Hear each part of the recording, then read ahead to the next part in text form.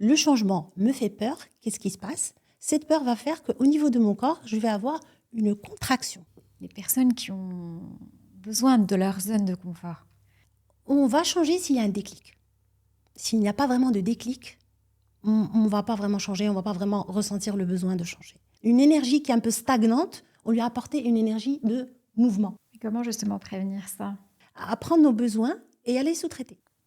On pense à demain alors que non, en fait. Demain, c'est maintenant. C'est qu'est-ce que je fais maintenant? Parfaitement conscient que à partir un certain niveau d'engagement, mon niveau de stress explose. Donc je vais attendre qu'une situation ou une personne, elle va deviner, comprendre et nourrir mon besoin. Ce qui n'est pas possible. Donc dessiner pour dessiner ou chanter pour chanter, c'est pour nourrir un besoin. C'est pour nourrir ce besoin. Bonjour Zineb. Bonjour Jihan. Ça fait un moment qu'on parle toutes les deux de cette idée de podcast autour d'un sujet auquel on est toutes les deux sensibles, qui est le développement personnel. Et aujourd'hui, on va l'aborder ensemble sous le prisme du changement et des émotions que ça engendre. Alors pour te présenter, je sais que tu as un parcours assez singulier, si je peux l'exprimer comme ça. Tu as commencé dans l'industrie pétrolière pour cheminer vers le développement, cet univers de développement personnel et de bien-être. Est-ce que tu pourrais te présenter et nous parler un petit peu de ce chemin que tu as accompli dans ton développement et dans le changement qu'a pris ta carrière? Alors, j'ai découvert le monde du développement personnel, du Reiki en particulier, qui est une pratique énergétique, en 2012. Ça fait quand même une dizaine d'années. Et ça m'a permis de voir les choses et de vivre les choses d'une autre manière, où j'ai un peu réalisé que la relation à soi, justement, ce qu'on ressent, était quelque chose de très important. Donc ça a d'abord apporté un changement dans ma vie personnelle, et puis ensuite ça m'a donné envie d'apporter aussi un changement dans ma vie professionnelle, même si j'aimais beaucoup ce que je faisais et que j'étais très épanouie. Mais j'avais besoin d'un autre environnement où l'humain et l'aide et justement cette dimension de nous qui est un peu énergétique, on est dans la sensation, ce qu'on pense, ce qu'on ressent, comment on voit les choses, a pris beaucoup d'importance. Et c'est comme ça que je suis passée à un nouveau travail où je suis dans le bien-être et le développement personnel. Génial. Au niveau, en fait, le changement aujourd'hui, j'avais envie de l'aborder avec toi parce que quand on est en fait dans des structures, enfin dans l'univers corporate, on fait face à des changements. Enfin, il y a des changements stratégiques qui induisent des changements organisationnels. Et c'est là où on tombe vers l'humain au niveau individuel. Donc, quand au niveau individuel, on arrive à une situation où il va falloir s'adapter, changer, ça engendre un certain nombre d'émotions. Parfois, ça va être de la peur, ça va être de l'angoisse, qui peut s'expliquer par des habitudes qu'on a, qui sont ancrées, par des schémas de pensée qu'on peut avoir. Comment est-ce que toi, tu vois ces réactions-là de par le prisme de la relation à soi et la relation qu'on entretient avec soi-même et sous le prisme en fait, des émotions? Justement, dans le monde de l'entreprise étant une organisation, donc c'est un système qui fonctionne d'une certaine manière.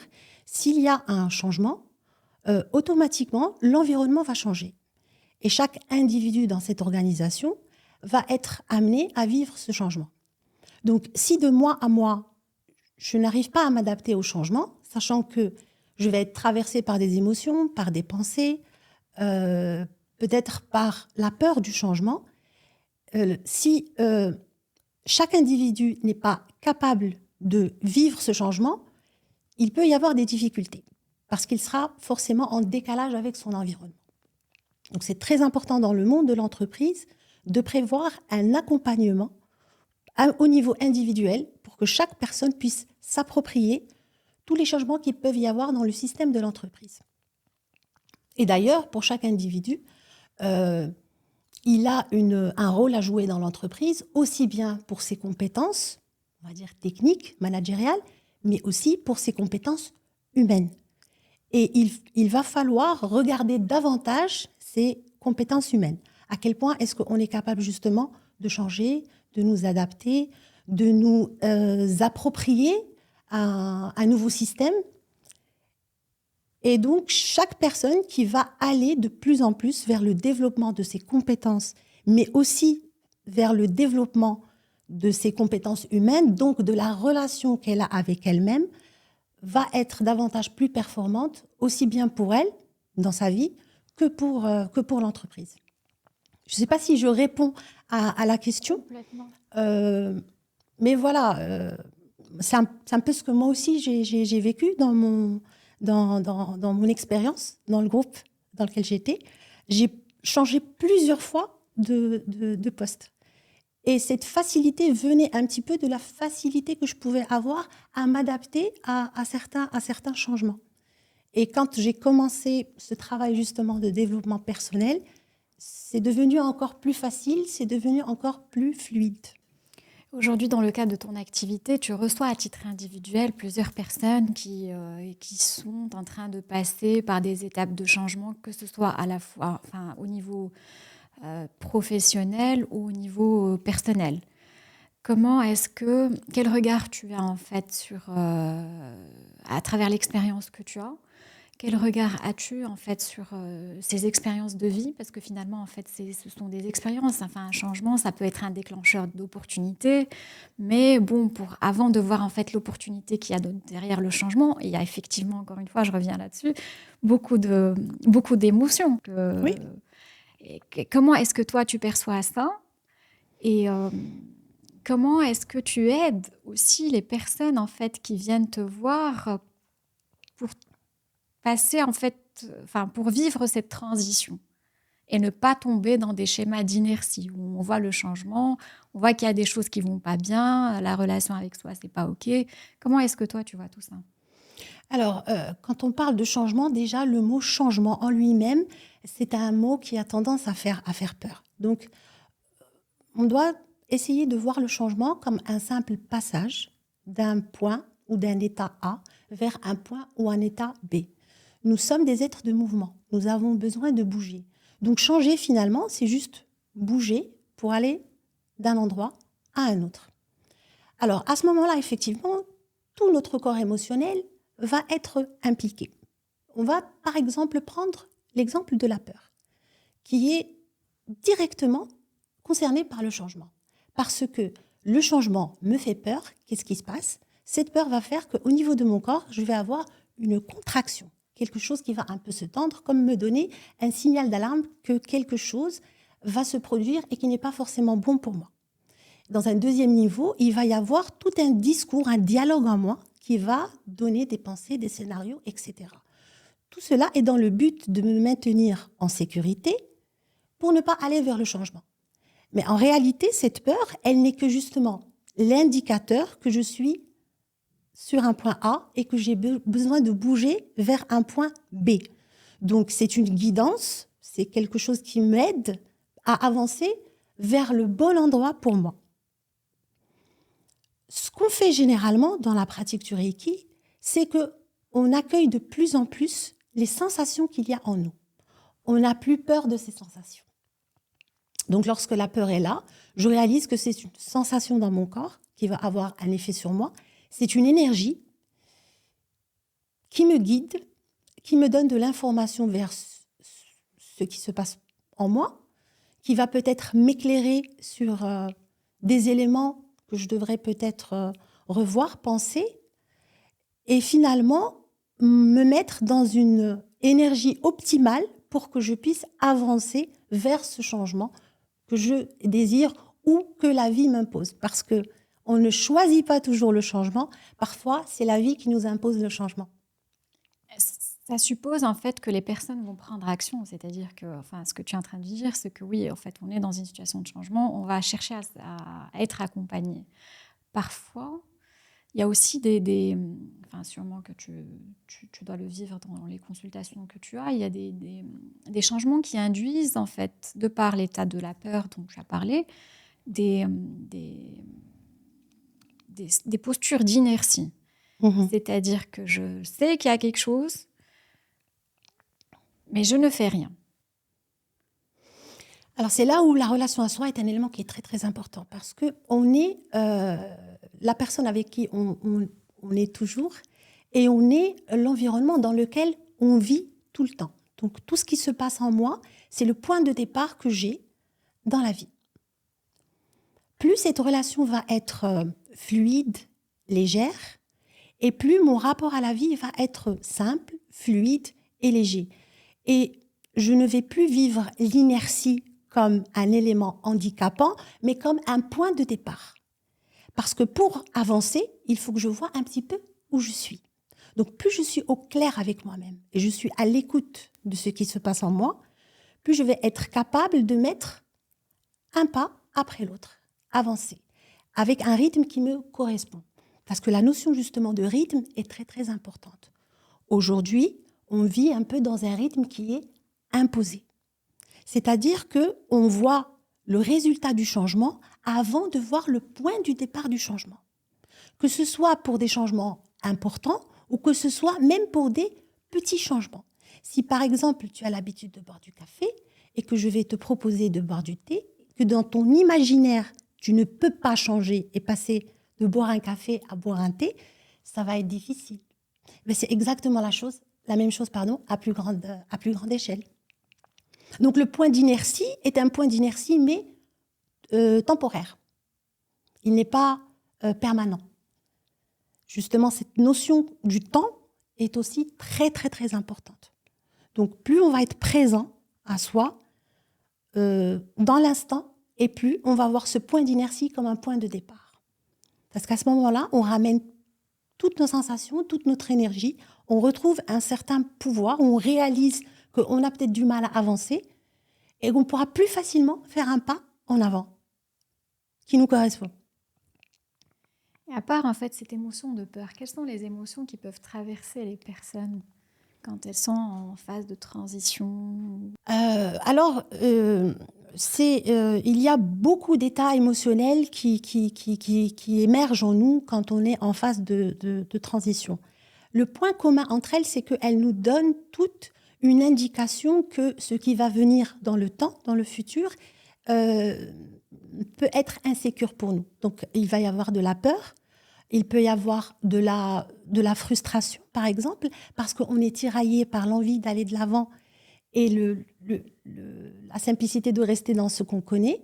Il peut y avoir ces émotions, même si elles ne sont pas vraiment des émotions, mais ce sont plutôt des états émotionnels dont on parle beaucoup aujourd'hui, le stress, l'angoisse, l'anxiété. En fait, toutes ces émotions sont à la base une peur avec une intensité différente et d'autres composantes, on va dire, émotionnelles, qui vont faire que je vais être dans un état d'hypervigilance et qui vont...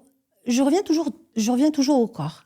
Le corps, en fait, se contracte lorsqu'il est dans une situation qu'il ne connaît pas. Il va être plus à l'aise dans une situation qu'il connaît. Donc l'émotion, elle va toucher la sensation au niveau du corps. Juste pour essayer de me préserver dans une situation que je connais et qui est sécure pour moi. Donc lorsque je m'écoute, je ne vais plus avoir peur justement de toutes ces émotions. Si par exemple je fais de l'anxiété, ça veut dire que je suis là et que je suis très inquiet pour l'avenir. Eh ben, cette inquiétude que j'ai pour l'avenir, elle n'est pas si mauvaise que ça, puisque c'est elle qui me permet d'avoir une visibilité sur ce que je vais accomplir. C'est ce qui va me pousser à me poser les bonnes questions, à vérifier si mes besoins vont être nourris à travers ce que je suis en train de faire. Et il y a le mot champion en ce moment, c'est le mot stress. Oui. Et en fait, le stress, c'est uniquement qu'on est dans un état d'urgence permanent. On a l'impression qu'on doit tout faire rapidement, qu'on a le droit de rien rater, qu'il ne faut rien faire. Ce n'est pas une émotion en soi, mais c'est un ensemble justement d'émotions qui nous habitent et qui font qu'on est tout le temps tendu comme électrifié. Et on réfléchit beaucoup, on réfléchit énormément. Juste, merci de parler de ça. Effectivement, le mental a un rôle qui est aussi très important quand on parle de changement ou de transition, que ce soit dans une vie personnelle ou professionnelle.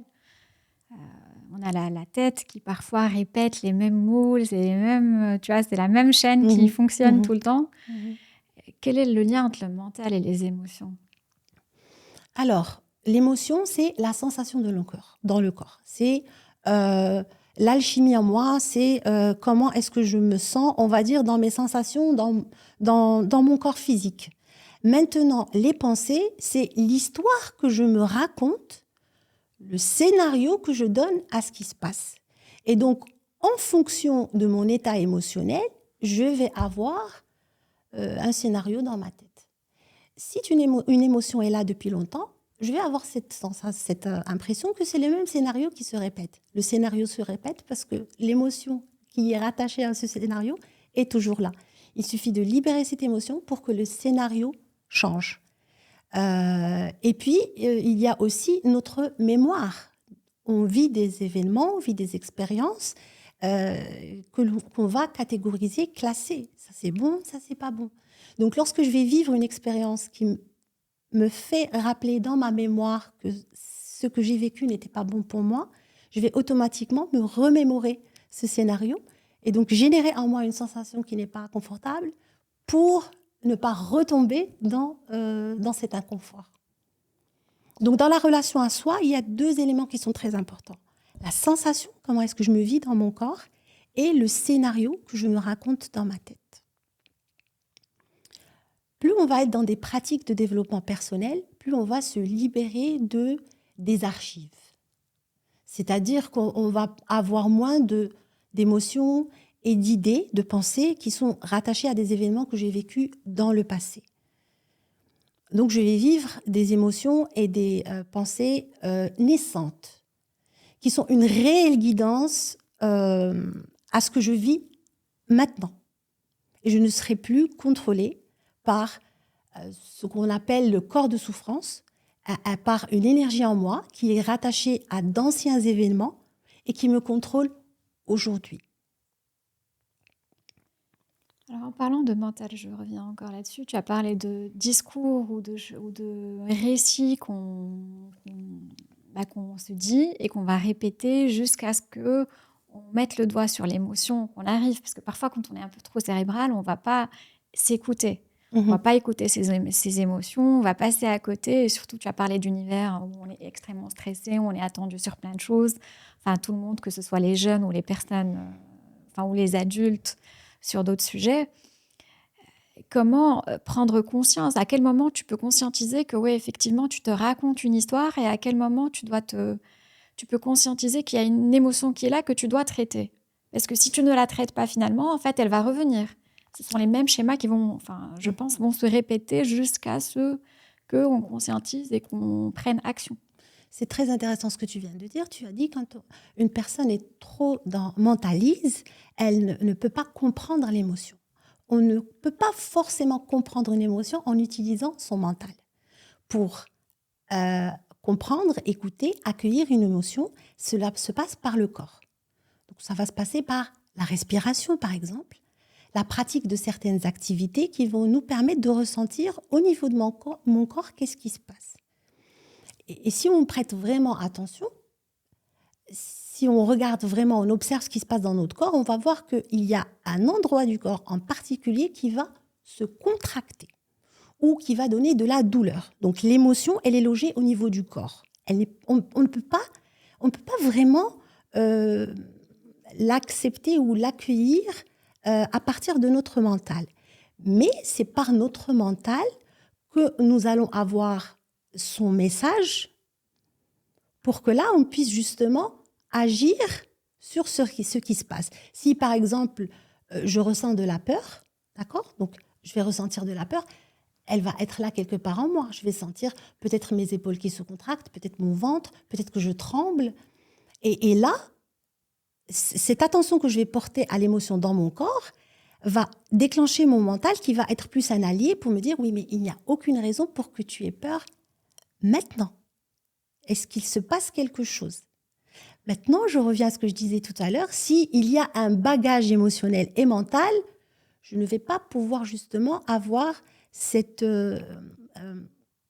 reprise un peu spontanée de mon pouvoir sur moi-même, de ma maîtrise. Parce que finalement, on parle beaucoup de développement personnel. Pourquoi est-ce qu'on fait ça ? On fait ça pour avoir une maîtrise un petit peu sur nous, sur justement ce qui se passe en nous, sur nos émotions, sur notre pensée. Mais on ne peut pas les calmer en permanence et faire en sorte que voilà, c'est fait une bonne fois pour toutes, on n'en parle plus. C'est pas possible.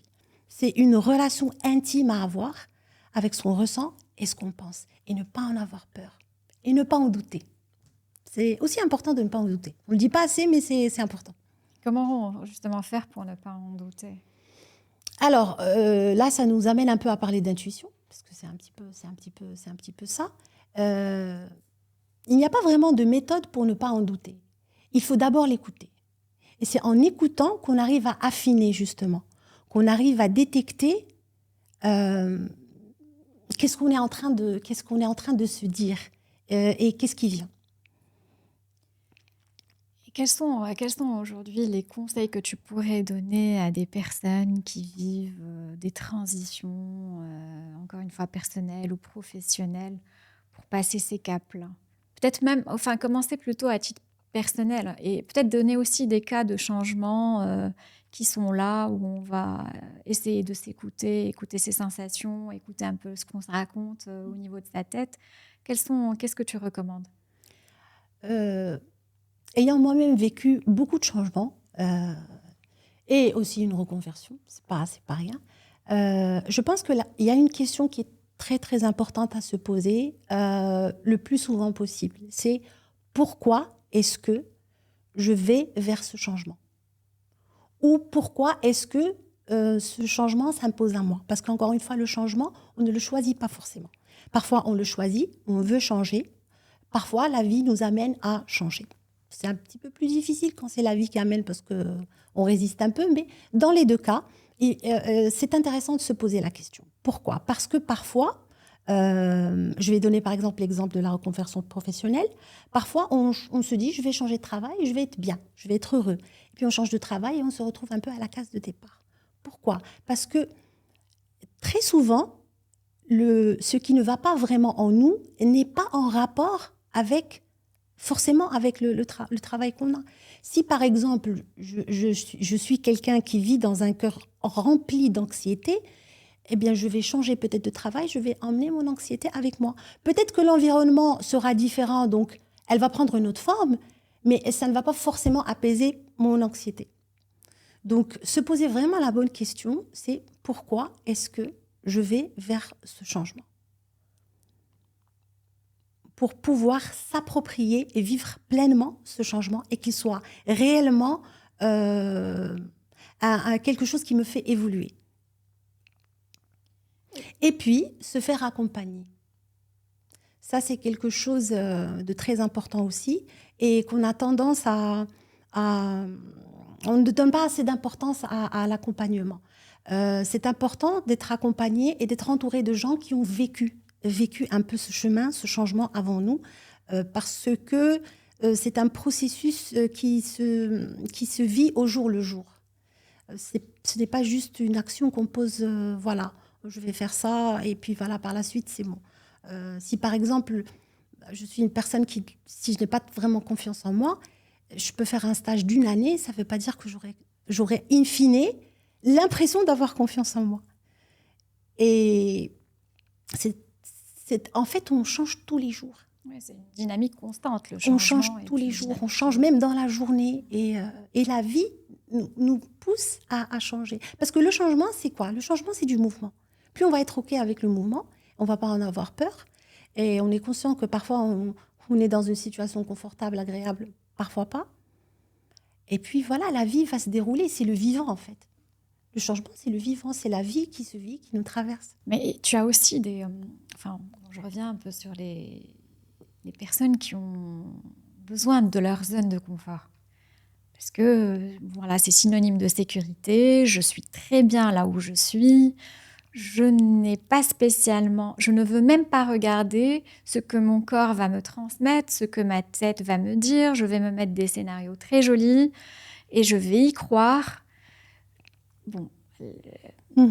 Et donc, il peut arriver parfois que voilà, la vie mette ces personnes-là devant des moments difficiles qui va les amener, parce que moi je parle souvent de cheminement personnel, parce que chacun a son histoire, chacun a ses expériences de vie. Pour les personnes qui sont justement dans cette zone de résistance, enfin, moi j'appelle, en termes corpo encore une fois, j'appelle ça de la résistance, Ouais. mais voilà, je suis dans ma petite zone, elle me va très bien, ne me touchez pas, je ne veux pas voir autre chose. Comment est-ce que toi, tu perçois ça d'un point de vue énergétique et d'un point de... Dans le monde de l'entreprise, c'est un petit peu la même chose. Moi, je me rappelle qu'on avait vécu un grand projet où on était censé passer d'un système, on va dire, humain, manuel, vers un gros système d'information. Et donc, effectivement, il y a des gens qui ont eu beaucoup de mal avec ce changement. Et c'est un petit peu pareil aussi dans notre vie personnelle. Alors, ce qui est important dans ce processus, c'est le déclic. On va changer s'il y a un déclic. S'il n'y a pas vraiment de déclic, on ne va pas vraiment changer, on ne va pas vraiment ressentir le besoin de changer.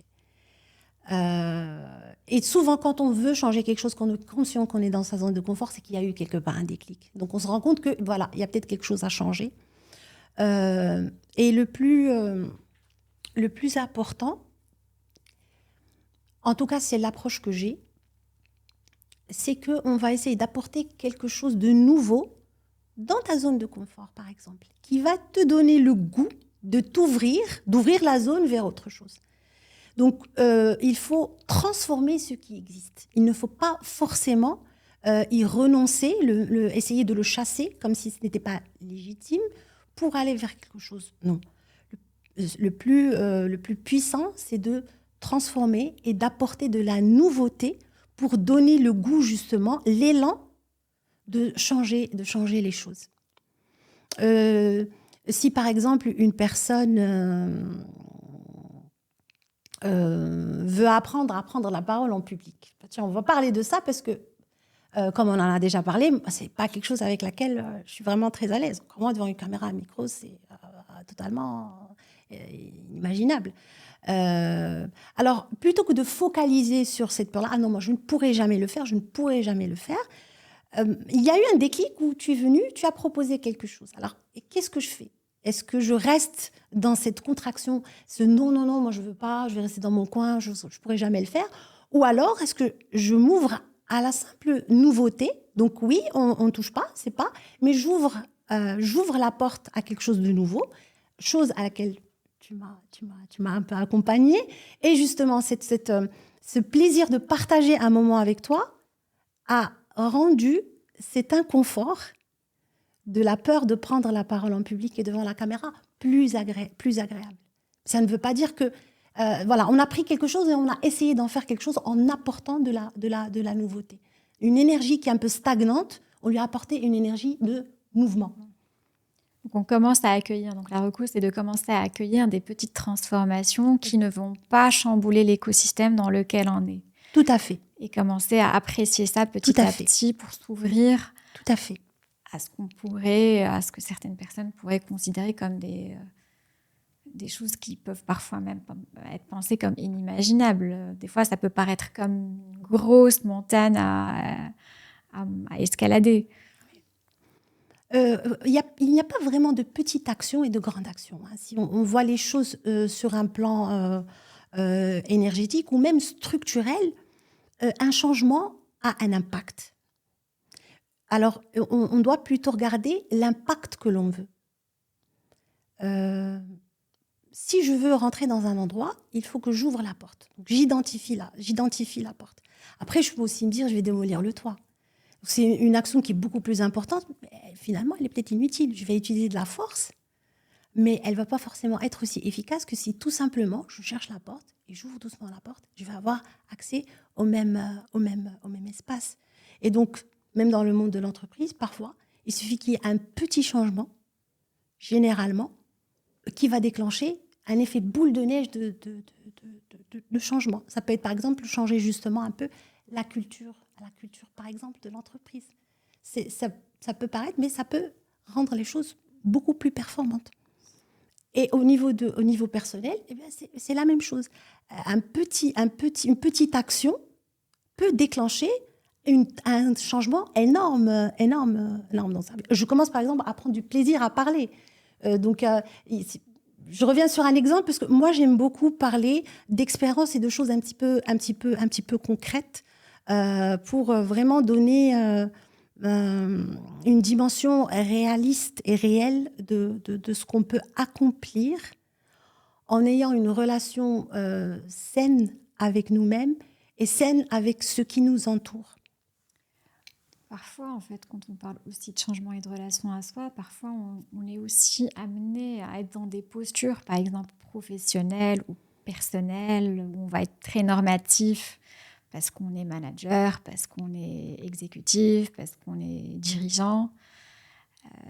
Peut-être que j'aborde un autre sujet, quelle est la part de la posture que je vais avoir et la part du naturel que j'ai en moi?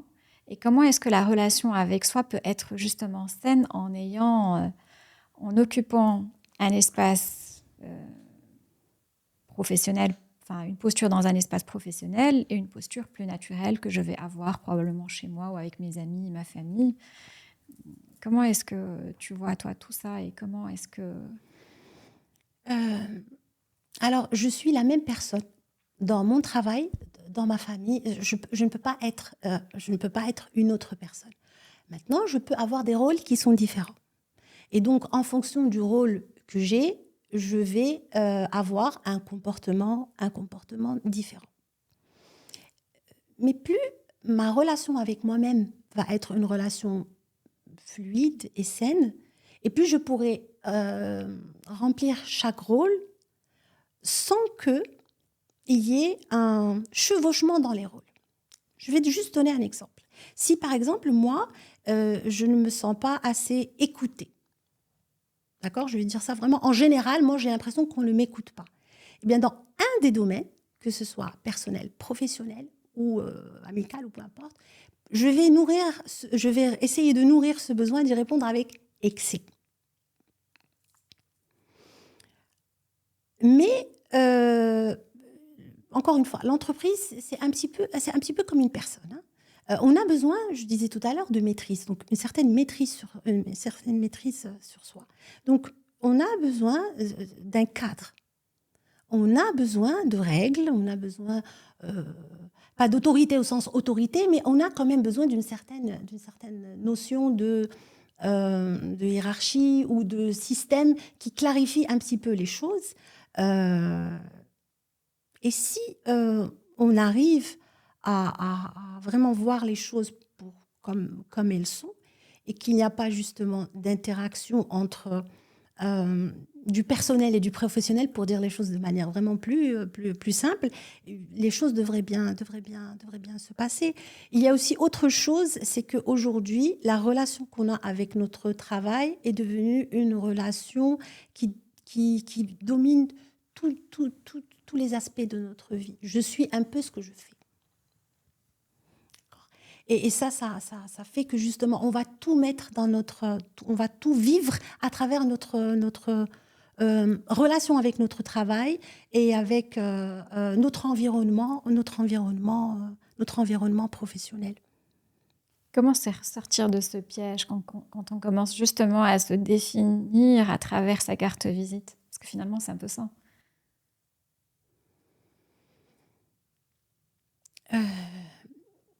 Il faut déjà se poser la question. D'accord ?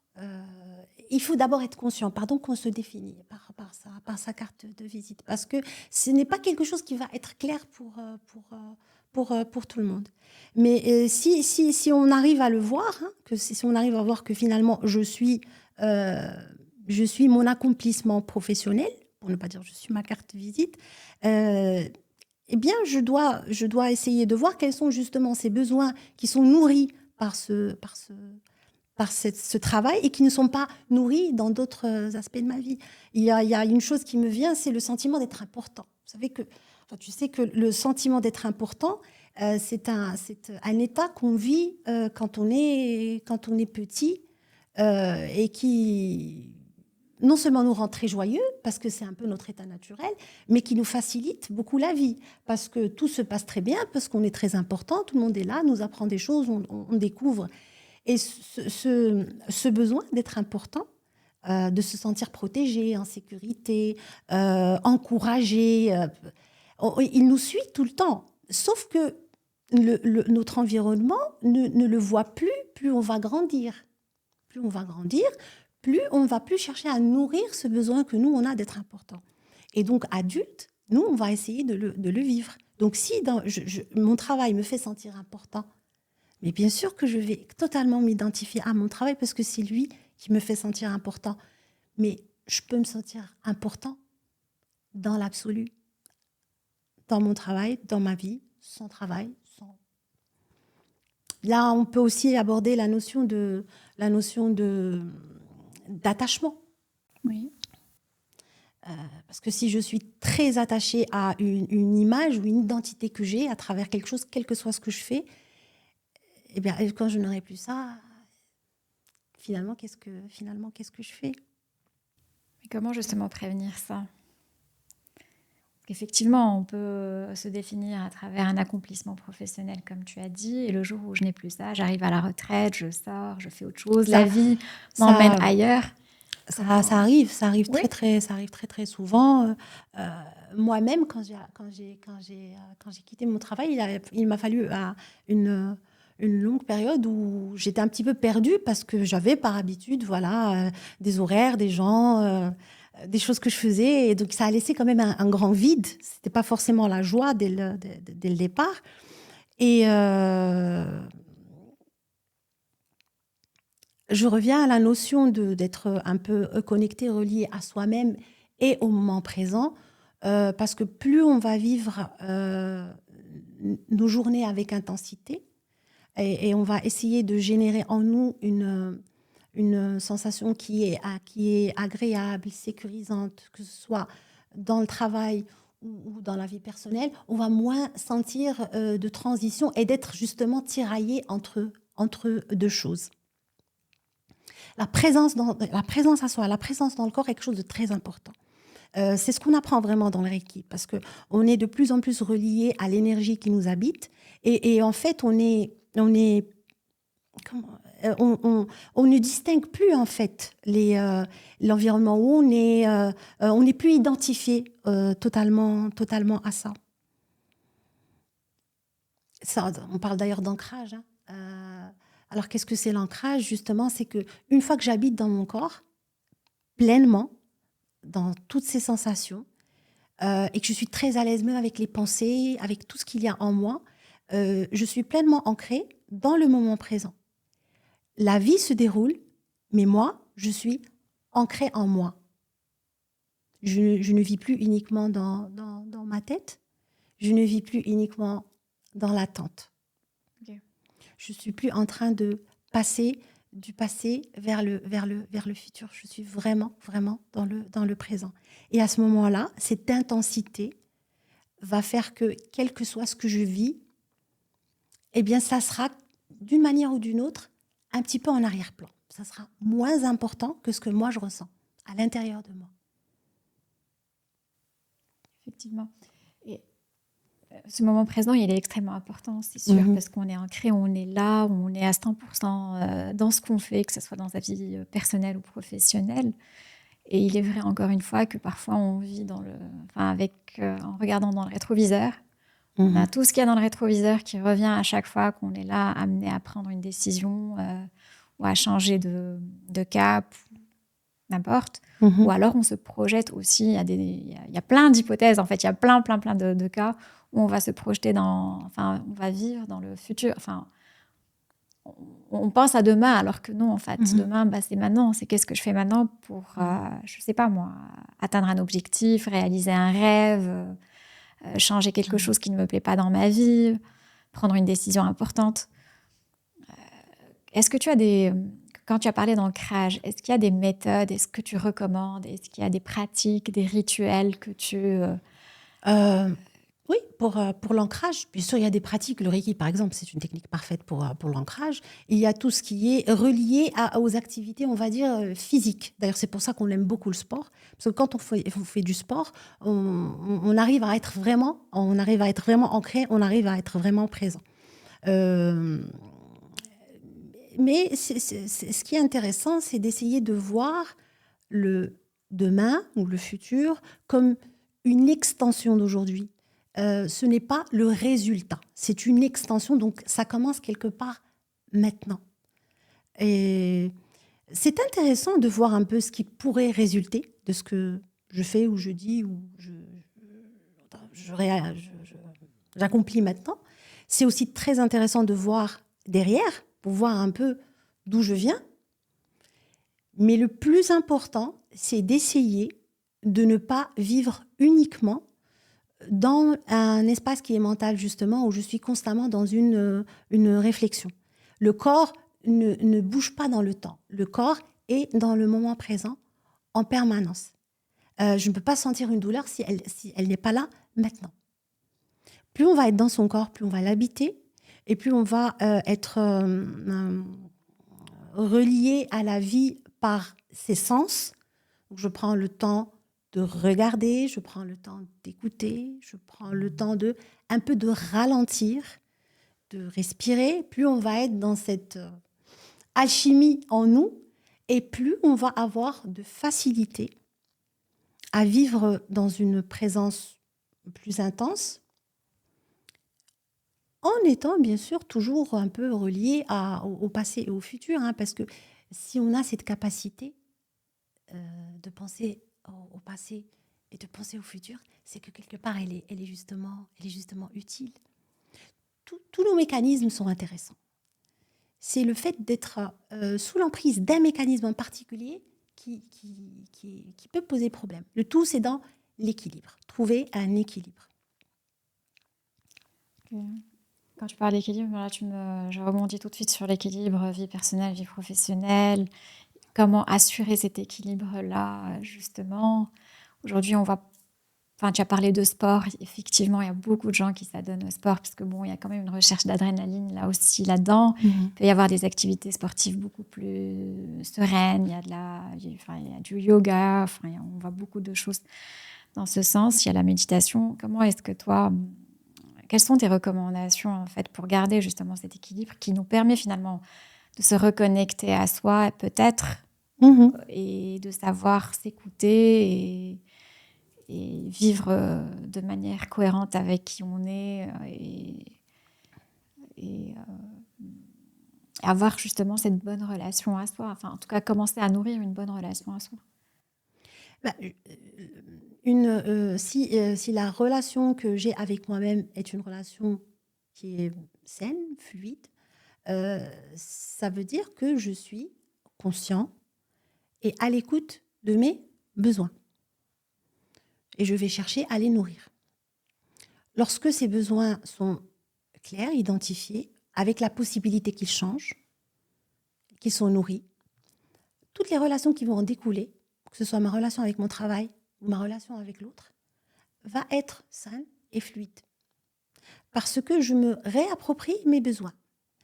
On a tendance, et on le fait un peu de manière naturelle, hein, c'est la norme, on va dire, à prendre nos besoins et à les sous-traiter.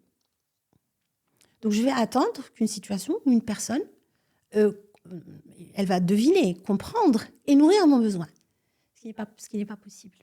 Donc plus je vais être justement responsable de moi, parce que quand on parle par exemple de relation à soi, d'acceptation, d'amour de soi, on a l'impression que c'est quelque chose de joli, mais qui n'est pas, ce n'est pas une posture de maîtrise et de responsabilité. Bien au contraire, on réalise qu'on est responsable de nous-mêmes et qu'on est responsable de ce qu'on sent, mais aussi de ce qu'on fait et de la relation que j'ai avec l'autre. Donc plus je vais me prendre en charge, et moi je vais attendre à ce que les autres prennent en charge des choses qu'ils ne peuvent pas prendre, que ce soit dans mes relations professionnelles ou dans mes relations personnelles. Et à ce moment-là, je pourrais être dans un équilibre, une justesse, où mes besoins sont nourris, mais les besoins de l'autre, ça peut être l'entreprise de manière large, ou l'individu, vont être aussi nourris, puisque j'ai remarqué quelque chose. On ne peut pas offrir quelque chose qu'on ne s'offre pas à nous-mêmes et qu'on ne connaît pas. Si, par exemple, je suis parfaitement conscient que à partir un certain niveau d'engagement, mon niveau de stress explose. Eh bien, je vais essayer d'agir sur mon niveau d'engagement pour essayer d'avoir des engagements qui vont me permettre d'être quand même en harmonie, en équilibre avec tout le monde. Mais si je n'en suis pas conscient, donc si je ne m'écoute pas, je vais peut-être être dans des plannings qui sont hyper chargés et qui vont faire que finalement, je ne serai pas performant ni dans ma vie professionnelle, parce qu'à un moment, je vais être tendue, et je ne pourrai pas être assez présent dans ma vie personnelle. Je ne sais pas si ça répond un peu à la question. Absolument. Complètement. Et ce qui est super intéressant dans ce que tu as dit, en fait, c'est cette notion de sous-traiter mon besoin à l'autre. Je pense que c'est quelque chose qui peut parler à beaucoup de monde. On attend qu'une entreprise, qu'une personne, que X, Y, Z répondent à un besoin, alors que ce besoin, finalement, c'est à la personne. Je te disais tout à l'heure qu'en fait, l'entreprise et l'individu, c'est la même chose. Hein. C'est exactement la même chose. On peut sous-traiter une activité, ou on peut la faire soi-même. On doit réfléchir. Mais cette décision de sous-traiter, généralement, elle vient d'une étude. Il y a quelque chose qui se fait. Au niveau individuel, c'est pareil. Mais il va falloir d'abord que je sache, que j'identifie, que je sache qu'il y a un besoin. Mais une fois que le besoin est identifié, je ne peux pas le sous-traiter. Ce que tu sous-entends, c'est que les gens on peut être dans des cas où les personnes ne sont pas conscientes de leurs besoins. Tout à fait, parce que en fait, on ne sait pas en fait tout ce qui se passe en nous, ce sont juste des besoins qui cherchent à être nourris. En fait, tout ce qui se passe en nous, nous sommes un système de besoins. Okay. Sauf que comme on nourrit nos besoins, on va dire, de manière innée. Par exemple, quand j'ai faim, c'est naturel, je sais que j'ai faim, je vais manger. Mais il y a d'autres besoins qui sont psychologiques, qui sont émotionnels, qui sont affectifs, qui sont créatifs, on ne peut pas les nourrir de manière aussi innée. Il va falloir répondre à ces besoins par des actes, par des décisions, par des relations, par beaucoup de choses. Est-ce que tu peux nous parler d'exemples de besoins autres que les besoins basiques, les besoins primaires qu'on connaît tous sur la pyramide de Maslow?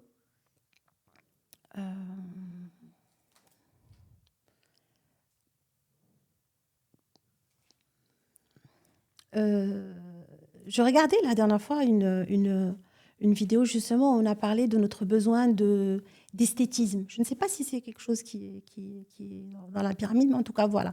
Donc, on a besoin de vivre quelque chose qui nous nourrit au niveau de nos sens et qui soit de l'ordre, par exemple, de la beauté, quelque chose qui va, on va dire, nous nourrir intérieurement. Un peu toucher notre côté créatif et artistique, parce que ça fait partie de nous. Et ben, ce besoin, on ne cherche pas forcément à le nourrir.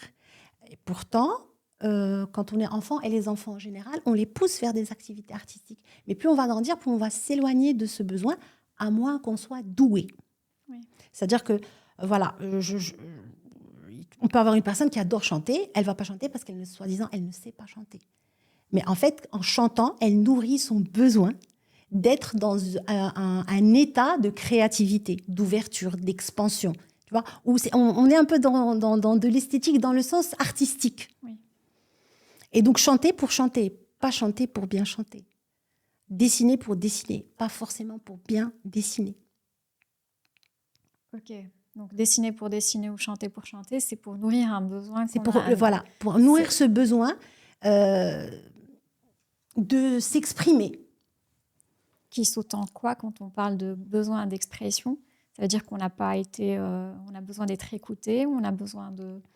On a besoin d'être écouté et nous avons besoin d'être écoutés dans notre élan vital qui n'est pas forcément une communication que je vais exprimer. Par exemple, je vais te dire j'ai un avis à te donner sur telle situation. Non, je peux avoir besoin de m'exprimer moi tel que je suis. Par exemple, je peux chanter une chanson qui pour moi est une chanson joyeuse. C'est ma façon de te transmettre ma joie. Okay. Sans avoir besoin de te dire, écoute, je suis joyeuse. Ou le contraire. Très bien. Merci beaucoup, Zineb, pour cet échange qui a été super intéressant et super pertinent. Est-ce que tu as des derniers recos à partager sur la relation à soi, la résistance au changement, comment bien accueillir le changement avant de conclure. Alors, vraiment, si on veut bien accueillir le changement, peut-être qu'on ne sait pas comment accueillir, mais juste accepter que le changement fait partie de nous. Ce n'est pas quelque chose qui nous fait peur, c'est quelque chose qu'on vit tout le temps. Il y a beaucoup de choses qui changent. Les cheveux qui tombent, c'est-à-dire que ça fait partie de nous. Et essayer d'être dans une relation à soi qui est un petit peu plus intime et se poser des questions. Se poser des questions sur ce qu'on ressent, sur ce qu'on fait et essayer de donner du sens. Tu parlais tout à l'heure de cheminer. En fait, on est là pour avancer. On est là pour vivre, on est là pour cheminer. On n'est pas forcément là pour juste accomplir des choses et voir la vie comme un simple passage d'un endroit à un autre. Et c'est pas juste une question de performance. Ok, super. Bah, merci beaucoup. Merci à pour toi. ton Merci temps. à toi. Merci pour l'échange. Merci Et à toi. j'espère qu'on aura une autre occasion d'échanger sur Avec d'autres plaisir. sujets. Avec plaisir. Bah, merci encore une fois et puis à très vite. À très bientôt. Merci.